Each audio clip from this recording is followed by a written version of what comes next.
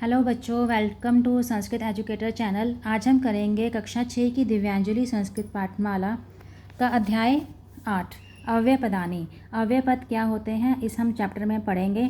जैसे हमने पहले चैप्टर्स में संज्ञा पद, सर्वनाम पद और धातु पदों के बारे में पढ़ा था, इसी तरह से इस चैप्टर में हम अव्यय पदों के बारे में पढ़ेंगे। अब ये अव्यय क्या होता है? अव्यय वो शब्द होते हैं जिन पर हमारे लिंग के परिवर्तन होने से, यानी कि कोई सा भी लिंग हो, चाहे वो हमारा पुल्लिंग है, स्त्रीलिंग है या हमारा नपुंसक लिंग है, यानी कि हमारे कोई से भी जेंडर्स हैं, हमारे मैस्कुलिन जेंडर है, फेमिनाइन जेंडर है या न्यूट्रल जेंडर है, उनके चेंज होने से हमारे अव्यय पद चेंज नहीं होते हैं। इसी तरह से हमारे कोई भी वचन है, एक वचन, द्विवचन, बहुवचन, वचनों के चेंज होने से भी अव्यय पदों पर कोई फ़र्क नहीं पड़ता है। इसी तरह से हमारी कोई भी विभक्ति हैं, जैसे कि प्रथमा विभक्ति, द्वितीय विभक्ति, तृतीय विभक्ति, विभक्ति के चेंज होने से भी हमारे अव्यय पद चेंज नहीं होते हैं। जैसे कि प्रीवियस चैप्टर्स में मैंने आपको बताया था कि जो हमारे संज्ञा पद हैं, जैसे कि कच्छपः, अश्वः, ये हमारे क्या हैं? पुल्लिंग शब्द हैं, तो ये चेंज हो जाते हैं। पुल्लिंग शब्द स्त्रीलिंग के लिए हम अलग लगाते हैं, पुल्लिंग के लिए हम अलग संज्ञा शब्द यूज़ करते हैं, नपुंसक लिंग के लिए हम अलग संज्ञा शब्द यूज़ करते हैं। इसी तरह से जो हमारी धातु है, चलती, धावती, पठामी, ये हमारे सारे डूइंग वर्ड्स हैं, तो ये हमारे वचन के अकॉर्डिंग चेंज हो जाते हैं, संज्ञा के अकॉर्डिंग चेंज हो जाते हैं। जैसे यहाँ पर एक कछुए की बात हो रही है तो चलती आ गया, दो कछुए की बात होती तो कच्छपऊ हो जाता और यहाँ पर चलतः हो जाता। तो हमारे संज्ञा शब्द, हमारे सर्वनाम शब्द, हमारे धातु शब्द, ये सब चेंज हो जाते हैं लिंग के अकॉर्डिंग, वचन के अकॉर्डिंग, ठीक है। लेकिन अव्यय जो है वो ऐसे शब्द हैं जिन पर हमारे वचन के चेंज होने से, विभक्ति के चेंज होने से और लिंग के चेंज होने से कोई फ़र्क नहीं पड़ता है, ये सेम रहते हैं। तो इस चैप्टर में जितने भी ये रेड पेन से हमारे जो ये वर्ड्स लिखे हुए हैं, ये सारे अव्यय पद हैं। इनका मीनिंग आना आपको बहुत ज़्यादा ज़रूरी है और इन सब के मीनिंग्स लिखे हुए हैं इसी चैप्टर में शब्दकोश में, ठीक है। तो आपको सबसे पहले इन अव्यय वर्ड्स के मीनिंग लर्न करना बहुत ज़्यादा ज़रूरी है।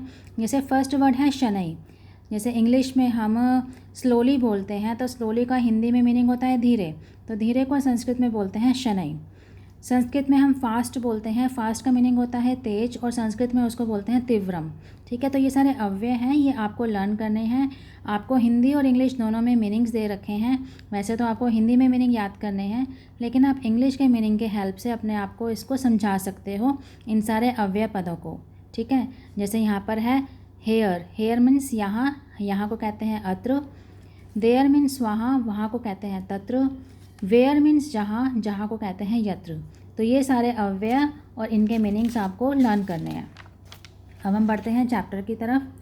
कच्छपः शनैः चलती, कछुआ धीरे चलता है। पुल्लिंग शब्द की बात हो रही है, एक वचन है तो हमारा धातु का भी एक वचन आ गया, ठीक है, चलती हो गया। कछुआ धीरे चलता है। अश्वः तीव्रम धावति, घोड़ा तेज दौड़ता है। अहम अत्र पठामि, मैं यहाँ पढ़ता हूँ। अब यहाँ पर अहम आ गया, यानी कि हमारा उत्तम पुरुष का एक वचन आ गया, तो हमारा पठ धातु में भी उत्तम पुरुष का एक वचन पठामि हो गया। त्वम अपि गच्छसि, तुम भी जाते हो। त्वम आ गया, हमारा मध्यम पुरुष आ गया, तो इसीलिए हमारा गच्छ धातु में भी मध्यम पुरुष का एक वचन आ गया। रामः प्रातः उत्तिष्ठति, राम सुबह उठता है। मोहनः सायं क्रीडति, मोहन शाम को खेलता है। अद्य सोमवासरः अस्ति, अद्य मीन्स आज, आज सोमवार है यानी कि मंडे है। ईश्वरः सर्वत्र अस्ति, ईश्वर सभी जगह हैं। जलम निच्चैः वहति, जल नीचे बहता है। सः असत्यम न वदति, वह असत्य नहीं बोलता है। रमेशः सुरेशः च पठतः, रमेश और सुरेश पढ़ते हैं।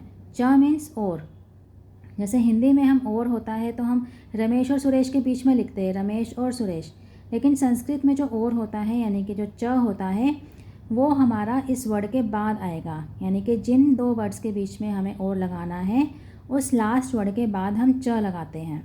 और दो जने हैं तो हमारा पठ धातु का द्विवचन आ गया, प्रथम पुरुष। रमेश और सुरेश पढ़ते हैं। राधा उच्चैः वदति, राधा जोर से बोलती है, यानी कि राधा ऊंचा बोलती है। यत्र धूमः तत्र अग्नि, जहाँ धुआं वहाँ आग, मतलब कि जहाँ पर आग होती है वहाँ धुआं है, या फिर जहाँ पर धुआं दिख रहा है मतलब कि वहाँ पर आग लगी है। तो जहाँ धुआं वहाँ आग, यत्र मीन्स जहाँ, तत्र मीन्स वहाँ, और अत्र मीन्स यहाँ।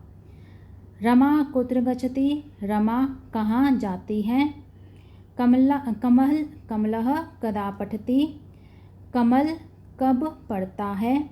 इदानीम अहम चलामि, अहम आ गया, देखो अहम है हमारा उत्तम पुरुष का एक वचन, इसलिए हमारा चल धातु में भी उत्तम पुरुष का एक वचन आ जाएगा।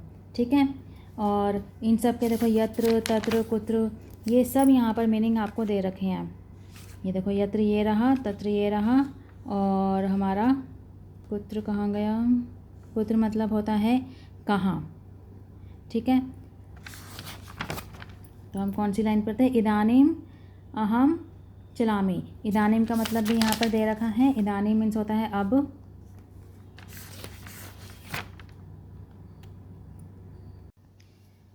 इदानीम अहम चलामी, अब मैं चलता हूँ।